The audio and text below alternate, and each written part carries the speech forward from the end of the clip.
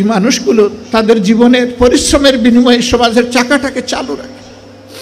আমরা কিনা তাদেরকে মানুষ বলি না, আমরা তাদেরকে সুইপার বলি, মেথর বলি। আমরাই কমজোর। আমি কাঁদতে কাঁদতে এসে আমার গাড়িতে, আর ওরাও আমার সাথে কেঁদে কেঁদে তাদের গাড়িতে উঠে গেল। সম্মানিত ভাইয়েরা, কেন এই ব্যবধান? এদের ছাড়া কি এই সমাজ চলবে? যদি না চলে তাইলে এই সমাজে তারাই একটু স্বীকৃতি পায় না। কোনো সমস্যা নাই, আবার সালাম দিচ্ছি, আসসালামু আলাইকুম। এবার সবাই সমস্যা যে আব্দুল্লাহ, আলাইকুম আসসালাম। জিজ্ঞেস করলো আপনি কে? বললাম আপনাদের জাতি ভাই। আপনি কি সিনেমা করতে আসছেন? আমার এই চেহারা দেখে মনে হয় যে আমি সিনেমা করতে আসছি। কয় না, তা তো মনে হয় না, কিন্তু আপনার কথাবার্তায় তো এরকমই মনে হচ্ছে। তো আপনি কেন আসছেন? আমি বললাম আপনাদের হাত ধুইতে আসছি। ওই শুনেন, আমরা গরিব মানুষ, আমাদেরকে নিয়ে উপহাস করবেন না। আমি বললাম আল্লাহর কসম আমি উপহাসও করতে আসি নাই। তাইলে আপনি আমাদের হাত ধোয়াবেন কেন? আমি বললাম তোমরা সমাজের হাত দাও। বললাম ততক্ষণে একদল লোক যারা এই ময়লাগুলা বেলচা দিয়ে ডাম্পিং ট্রাকে উঠিয়ে শেষ করেছে, এখন বেলচা ছুঁড়ে ওখানে ফেলে দিয়েছে। তাদেরকে গিয়ে সালাম দিলাম, 5 জন লোক, আসসালামু আলাইকুম।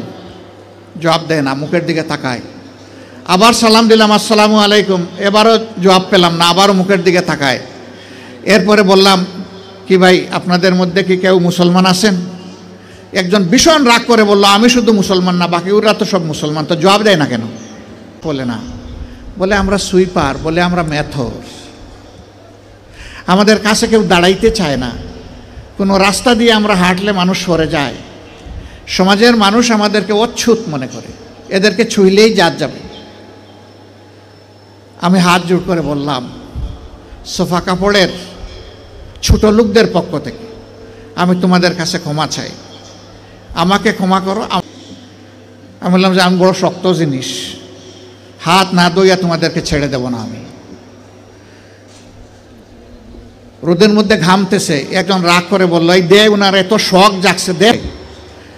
আমার ধারণা আমাকে দেখে মনে করছে পাবনার হেমায়েতপুর থেকে ছুটে আসা কোনো পাগল ছাড়া আর কিছু হবে না। হাত ধোয়ানো শেষ। এবার আমার 2 সঙ্গীকে বললাম যে একটু খাবারের প্যাকেটটা দেন। বললাম না না, এগুলো লাগবে না। কেন লাগবে না ভাই? তোমরা তো চাওনি, আমি খুশি হয়ে দিচ্ছি, একটু নিবা না? জি না জি না জি না, এগুলো আমরা।